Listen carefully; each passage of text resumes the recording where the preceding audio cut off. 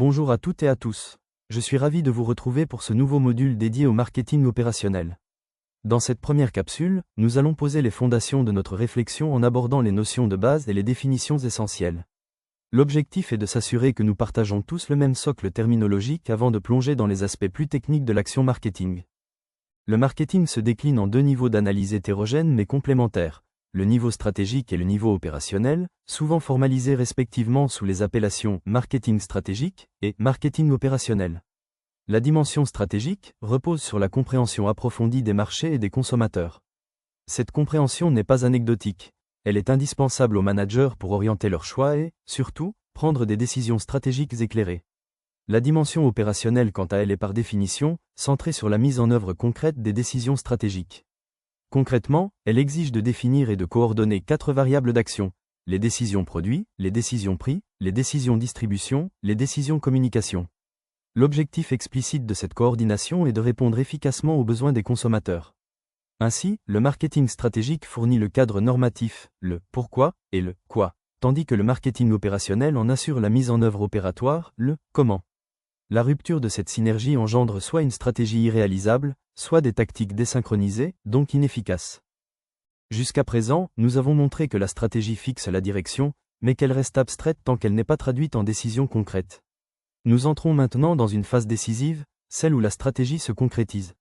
La question est alors simple, mais fondamentale. Comment un responsable marketing transforme-t-il une orientation stratégique en actions opérationnelles cohérentes ? La réponse repose sur un instrument central de notre discipline, le mix marketing, plus communément désigné comme le modèle des 4 P. Cependant, le mix marketing ne doit pas être compris comme une simple liste de variables. Il s'agit d'un système de décisions interdépendantes qui structure l'ensemble de la politique commerciale de l'entreprise. Concrètement, il regroupe les leviers sur lesquels l'entreprise agit pour positionner son offre et influencer le comportement du consommateur. Cependant, il serait dangereux de considérer ces 4 décisions comme indépendantes. Elles forment un système et toute incohérence entre elles affaiblit immédiatement la crédibilité de l'offre. Si vous lancez un produit de luxe mais que vous le vendez en grande surface à un prix bradé, le message envoyé au marché devient contradictoire et le client ne comprend plus la promesse de valeur. C'est pourquoi le véritable enjeu du marketing opérationnel n'est pas de bien gérer chaque pays isolément, mais de construire un mix cohérent et aligné avec la stratégie globale. Maintenant que nous avons posé le cadre général du mix marketing, arrêtons-nous un instant sur ses fondements théoriques. Ce modèle, que nous utilisons encore massivement aujourd'hui, n'est pas né d'hier. Il a été formalisé dès 1960 par Jerome McCarthy, avant d'être largement popularisé par celui que l'on considère souvent comme le père du marketing moderne, Philip Kotler. Ce cadre regroupe les 4 leviers que l'entreprise doit orchestrer avec précision. Le premier levier est le produit. Ici, nous ne parlons pas uniquement d'un objet physique, mais d'une offre globale: design, fonctionnalité, packaging, services associés.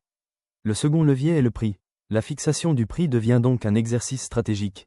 Il doit traduire la valeur perçue par le client tout en garantissant la rentabilité et la compétitivité de l'entreprise. La troisième dimension est la distribution. Elle renvoie au choix de canaux et à l'organisation logistique. La question clé est la suivante: comment rendre l'offre accessible au bon client, au bon endroit et surtout au bon moment? Enfin, la communication. Ce levier rassemble la publicité, les relations publiques et les actions promotionnelles. Sa mission est triple: informer le marché, persuader la cible et déclencher l'acte d'achat. En conclusion de cette partie, gardez à l'esprit que même si le marketing a énormément évolué, ce modèle des 4 P constitue toujours le fondement du marketing moderne et conserve une actualité remarquable. Pour donner vie à ces concepts théoriques, analysons ensemble le cas d'une entreprise que vous connaissez tous, McDonald's. C'est un exemple d'école où chaque levier du mix est parfaitement aligné avec les autres. Commençons logiquement par l'offre, c'est-à-dire le produit. McDonald's ne vend pas seulement des burgers. L'offre est segmentée pour répondre à des attentes variées. On y trouve la restauration rapide classique, souvent associée à la junk food, mais l'enseigne a su évoluer vers des options plus healthy pour séduire une clientèle soucieuse de son équilibre alimentaire. Cette logique d'élargissement de l'offre ne serait toutefois pas efficace sans une politique tarifaire cohérente. Le prix constitue ici un levier stratégique majeur. La marque a fait le choix d'un positionnement fondé sur l'accessibilité. Avec des menus à prix attractifs ciblant spécifiquement les enfants et les étudiants, McDonald's se positionne comme une solution économique. Mais un produit accessible doit également être facile à obtenir. C'est là qu'intervient la distribution. Ici, le maître mot est la proximité. La force de la marque réside dans ses emplacements stratégiques au cœur des villes ou des zones commerciales, complétés par le système du drive, qui mise tout sur le gain de temps. Enfin, pour entretenir ce lien permanent avec la clientèle, la marque mobilise un dernier levier, la communication. McDonald's investit massivement dans les supports digitaux. Réseaux sociaux, publicité ciblée, campagnes interactives. L'objectif est de rester présent dans l'environnement quotidien du consommateur et de renforcer l'attachement à la marque. Ce cas illustre parfaitement la logique de cohérence du mix marketing. Un produit conçu pour une consommation rapide, proposé à un prix accessible, distribué dans endroits stratégiques et soutenu par une communication digitale intensive. Chaque levier renforce les autres. C'est précisément cette cohérence qui transforme une stratégie en succès durable. Nous venons d'examiner le modèle traditionnel du mix marketing. Cependant, dans une économie de plus en plus dominée par les services, les 4P ont fini par montrer certaines limites. En effet, comment vendre de l'immatériel avec les mêmes outils qu'un produit physique ? C'est pour répondre à cette problématique que Boom et Bitner ont introduit, dès 1981, le modèle des 7P. À la logique produit s'ajoutent alors 3 dimensions indispensables pour piloter efficacement une activité de service. Ces nouveaux leviers ne remplacent pas les 4P, ils les complètent en intégrant ce que le marketing des services a de plus spécifique. Le premier de ces leviers est le personnel. Dans le service, les employés en contact direct avec la clientèle sont les ambassadeurs de la marque. Leurs compétences, leur amabilité et leur attitude ne sont pas des détails. Elles sont le moteur principal de la satisfaction client. Le second levier est le processus. Il désigne l'ensemble des procédures, des règles et des circuits internes qui permettent de produire le service. Un processus mal conçu génère de l'attente, de la frustration et de l'inefficacité.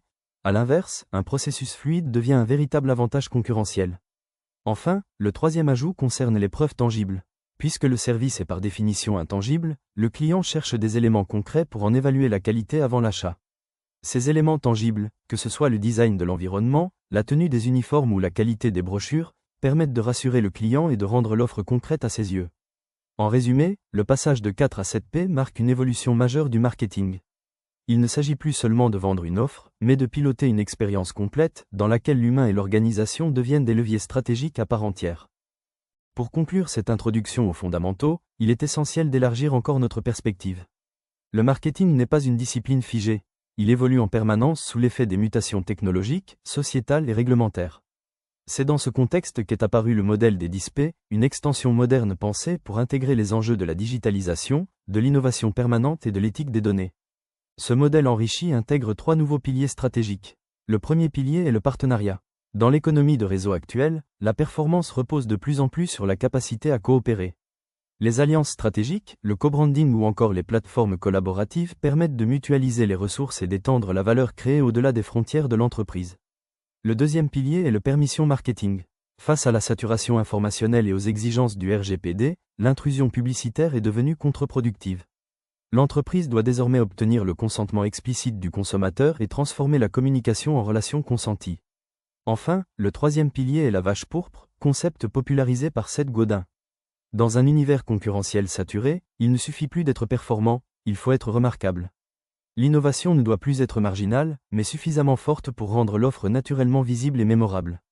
Les 10P traduisent ainsi l'entrée du marketing dans une ère nouvelle, plus technologique, plus collaborative, mais aussi plus éthique. Ils fournissent aux organisations un cadre stratégique pour évoluer dans un environnement instable, où la relation client, la confiance et l'innovation deviennent des leviers de compétitivité durable.